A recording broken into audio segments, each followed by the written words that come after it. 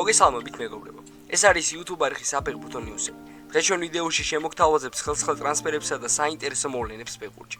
თუმცა სანამ ვიდეოს ყურებას დაიწყებდეთ, მინდა გთხოვოთ რომ გამოიწოროთ ჩვენი არხი, რადგან ეს ჩვენ გვაძლევს ძალიან დიდ мотивაციას. ჩართოთ ზარისხილ კი რათა არ გამოგცეს ჩვენი ვიდეოები. მოიწონოთ ვიდეო და აუცილებლად გაგვიზიაროთ თქვენი აზრი კომენტარებში მომხდარ მოვლენებთან დაკავშირებით. ახლა კი დავიწყოთ.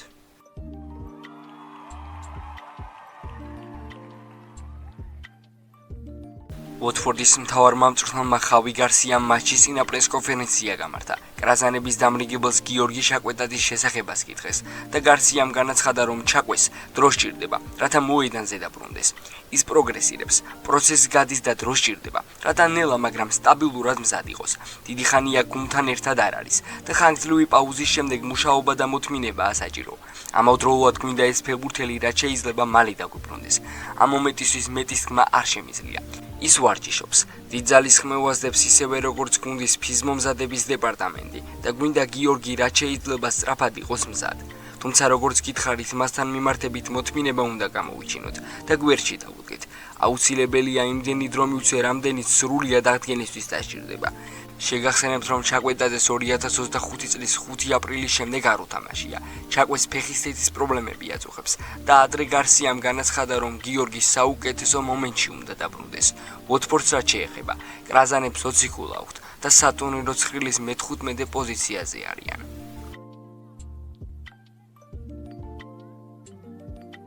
ვილიარეალის ფეხბურთელი გიორგი მიქაუტაძე კლავინდებურად ტოტენჰემის რადარზეა.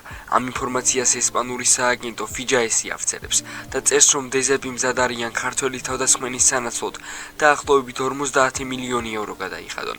ტოტენჰემი დარწმუნებულია, რომ 25 წლის ფეხბურთელს პროგრესის მიღწევა კიდევ შეუძლია და საუკეთესო წლები წინ აქვს.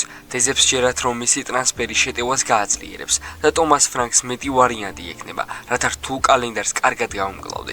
ლონდონელები შეთავაზებას ამზადებენ და არის შანსი ესპანელებს იანვრის სატრანსფერო ფანჯრის დროს მიაკითხონ. ვილიარეალს მიქაუტაძის გაშობის პერსპექტივა არ ხიბლობს და მას საკვანძო მოთამაშედ მიიჩნევს. ყვითელი წყალქვეშანავი მის სანაცვლოდ მინიმუმ 50 მილიონ ევროს ითხოვს და თუ გიორგიმ მაღალ დონეზე თამაში განაგრძო, მისი ფასიც ლოგიკურად გაიზრდება. ცნობისთვის მიქაუტაძეს ვილიარეალის მაისური ყველა ტურნირზე ეგიდით გამართულ 12 შეხვედრაში 5 გოლი და 2 საგოლე გადაცემა აქვს. მის გუნდს 26 ქულა აქვს და სატურნირო ცხრილის მესამე პოზიციას იკავებს. მოგეხსენებათ, გასულ კვირას სანაკრებო პაუზები 2025 წელს დასრულდა. ჩვენი გუნდისთვის ბოლო დროის გამართული მატჩები წარუმატებელი გამოდგა. საქართველოს ნაკრებმა წაგებითი სერია ვერ გამოასწორა და პირიქით, ის კიდევ 2 მატჩით გაზარდა. თუმცა მიუხედავად განცდილი მარცხებისა, საფეხბურთო ექსპერტების უმეტესობა ნაკრებში უმთავრეს პრობლემად მარცხებს არ მიიჩნევს. სწორედ ამ საკითხზე საუბრობს ესპანური გამოცემა Todo FIJAES, რომელიც მიიჩნევს, რომ საქართველოს ნაკრების მოთამაშეები კლუბებში მაქსიმალურად იხარჯებიან, ხოლო სამშობლოში თამაშისას ისინი თავს ნაკლებად იწუხებენ. ფეხბურთელები, რომლებსაც თავიანთ ქვეყანაში ჩასვლა და თამაში აღარ უხარიათ, სწორედ ასეთი სათაურით გვეყდება სტატია ესპანურ გაზეთში. ნოემბრის სანაკრებო პაუზა დასრულდა. სამწუხაროდ საქართველოს ნაკრებმა 2 მატჩი წააგო, რაც FIFA-ს რეიტინგზე საისახა. უილი სანიოლის გაწვრთნილი გუნდი FIFA-ს რეიტინგში 3 პოზიციით დაქვეითდა და ახლა 73 ადგილს იკავებს. ოქტომბერში წაგებული მატჩების შემდეგ ჯვაროსნებმა 2 პოზიცია დათმეს. ჯამში ბოლო 2 თვის განმავლობაში საქართველოს ეროვნული ნაკრები 5 პოზიციით დაქვეითდა.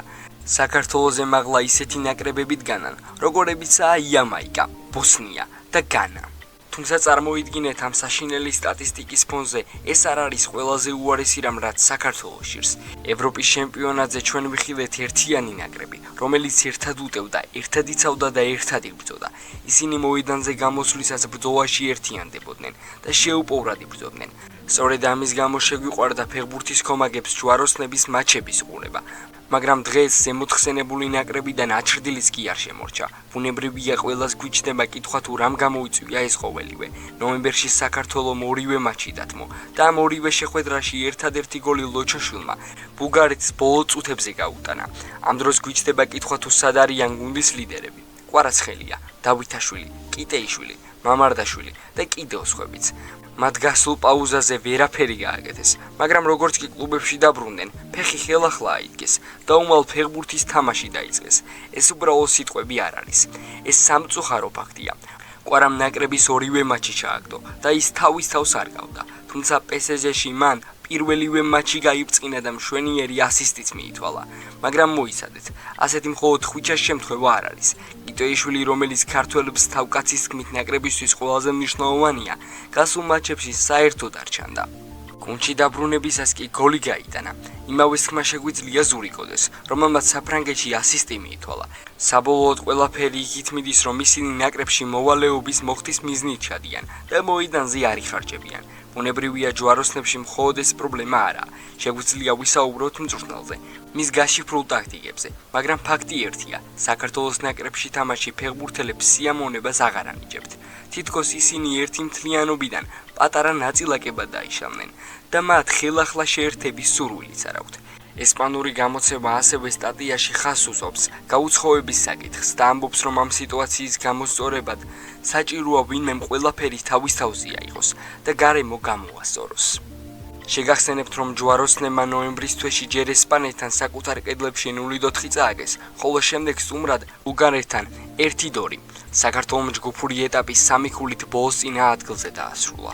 მეგობრებო, ასევე აუცილებლად გაგვიზიარეთ თქვენი აზრი ეთანხმებით თუ არა უცხოური გამოცემების შეფასებას ჩვენი ქვეყნის ნაკრების შესახებ.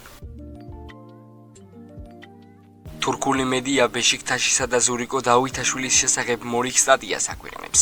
რამდენიმე დღის წინ ადგილობრივ მედიაში დაიწერა, რომ იანვრის სატრანსფერო ფანჯრის დროს არწივები ჯეიდონ სანჩოს გადაბირებას შეეცდებიან. ბეშიქტაში მანჩესტერ იუნაიტედის ფეხბურთელის დამატებას ზაფხულში ცდილობდნენ, თუმცა ეს ტრანსფერი არ შედგა. ახლა კი ბრიტანელი ფეხბურთელი სტამბოლში შენიშნეს, რამაც მისი შესაძლო ტრანსფერების შესახებ ჭორები ისევ აქტუალური გახადა. ზოგიერთი გამოცემა იმასაც წერს, რომ სანჩო ბეშიქტაშის ხელმძღვანელობას უკვე შეხვდა. იუნაიტედმა სანჩო დორტმუნდიდან 85 მილიონ ევრო შეიძინა, თუმცა ოლდ ტრაფორდზე ახალგაზრდა გარემარბის კარიერა ვერ აეწყო. ამას მოჰყვა იჯარები დორტმუნდში, ჩელსისა და ასტონ ვილაში. 2026 წლის ზაფხულში სანჩო თავისუფალი აგენტი გახდება. ამიტომ დიდი ალბათობით იუნაიტედი მას ბირმინგემული კლუბიდან დააბრუნებს და იანვარში გაყიდის. ტრანსფერის სავარაუდო ღირებულებად 40 მილიონი ევრო სახელდება. თუმცა ბეშიქტაშის გულშემატკივრები ამ ტრანსფერის მიმართ პესიმისტურად არიან განწყობილნი. სანჩოს ნაცვლად 40 მილიონი ევროს გადახდას ისინი 20 მილიონად ზურიკო დავითაშვილის ყიდვას ამჯობინებენ. სანჩო ასტონ ვილაში ვერაფერს აჩვენებს. შობს 20 მილიონად ზურიკო ვიყიდოთ და ორ სეზონში 40 მილიონად გავყიდოთ. დავითაშვილი უფრო აგრესიულია. წერენ სოციალურ ქსელებში, არწივების ბანები. ცნობისთვის დავითაშვილმა ლიგა 2-ის მიმდინარე გათამაშებებში 12 მატჩი ჩაატარა და თავი 6 გოლით გამოიჩინა. ტრანსფერმარკეტზე მისი მონაცემებით, მისი საბაზრო ღირებულება 9 მილიონ ევროს შეადგენს. უდინეზეს მთავარმა მწვრთნელმა კოსტა რუნიაჩმა მატჩის წინა პრესკონფერენცია გამართა. გერმანულმა სპეციალისტმა საბა გოგლიჩიძეზე ისაუბრა და განაცხადა, რომ ახალგაზრდა ქართულ ფეხბურთელს პატარა ზებრების სავარჯიშო მეთოდებთან ადაპტაცია ესაჭიროება. გოგლიჩიძემ ფიზიკურ კომპონენტებზე უნდა იმუშაოს, მაგრამ ის პროგრესირებს და იზრდება. საბამ ჩვენ სავარჯიშო მოედნთან ადაპტაცია უნდა გაიაროს. გოგლიჩიძეს გარკვეული ფიზიკური პრობლემები ჰქონდა.